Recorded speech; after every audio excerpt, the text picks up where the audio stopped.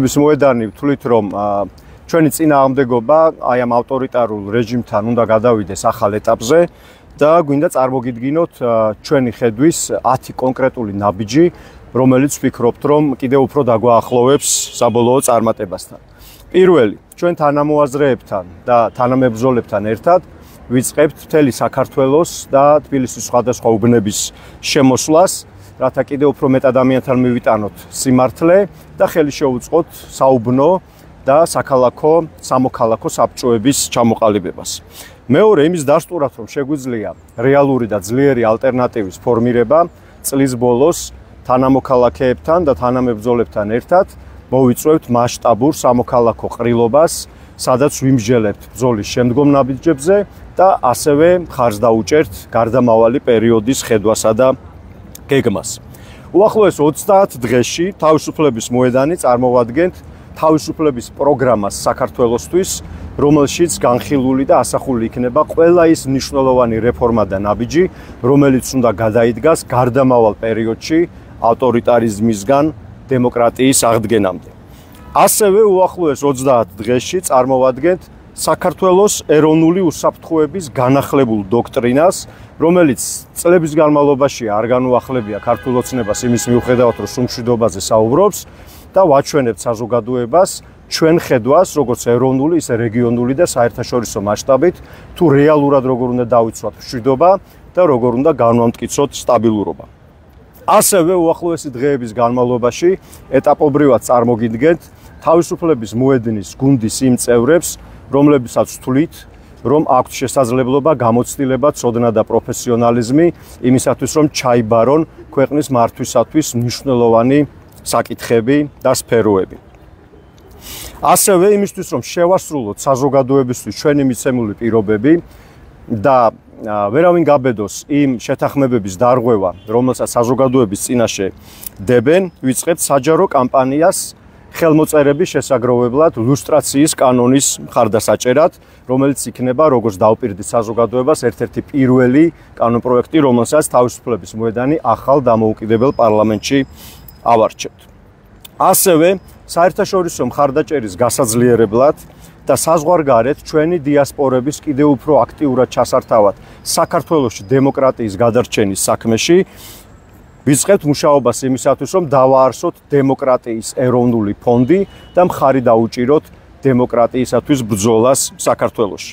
ასევე ოცნებაზე საერთაშორისო ზეწოლის გასაძლიერებლად და ჩვენი საერთო ძალისხმევის უკეთესი კოორდინაციისთვის ჩვენს პარტნიორებს სხვადასხვა პოლიტიკური პარტიებიდან საქართველოს მეხუთე და მეოთხე პრეზიდენტს, ასევე ყოფილ დიპლომატებს თავაზობთ და ნაწილ მათგანს უკვე შევთავაზეთ, ერთობლივად დავაფუძნოთ საგარეო პოლიტიკის საბჭო, რომელიც ხელს შეუწყობს ჩვენი პოზიციებისა და პოლიტიკის ერთობლივ შემუშავებას და წარდგენას საერთაშორისო ასპარეზზე.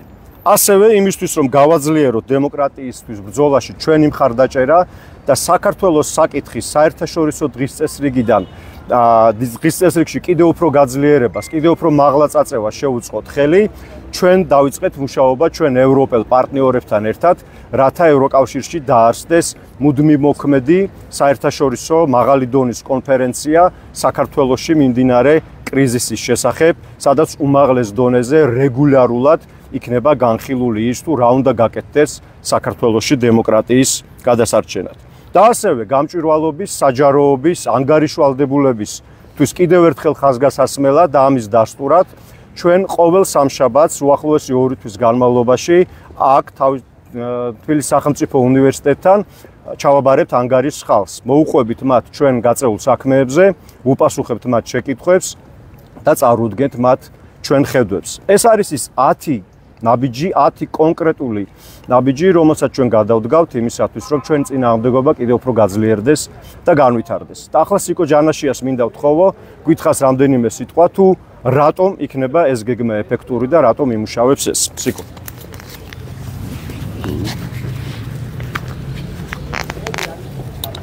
გამარჯობა.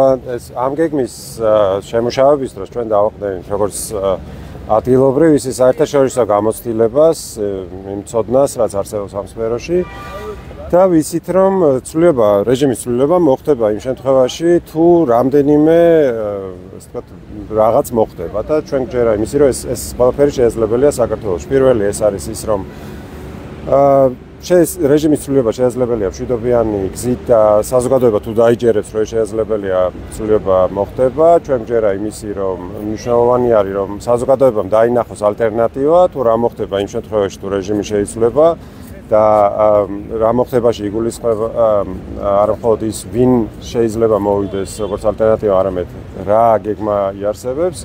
მესამე არის ის რომ უნდა მოირყეს რეპრესიული სისტემა, რაც გულისხმობს სიცრუის დაშინების და მოსყიდვის სისტემის შერყევას და მეოთხე ეს არის ის რომ უნდა გქონდეს წინააღმდეგობას ძლიერი საერთაშორისო მხარდაჭერა, საერთაშორისო პარტნიორები უნდა თვლიდნენ რომ საქართველოში დემოკრატია არ დაამარცხებულა და ჩვენ გვჯერა რომ ეს აუცილებლად ასე გაგრძელდება როგორც დღეს არის და ამიტომაც ვფიქრობთ რომ აი ყველა ეს პირობა თუ იქნება დაკმაყოფილებული ჩვენ აუცილებლად შევძლებთ რომ დემოკრატიულ გზას დაუბრუნდეს საქართველო. მადლობა.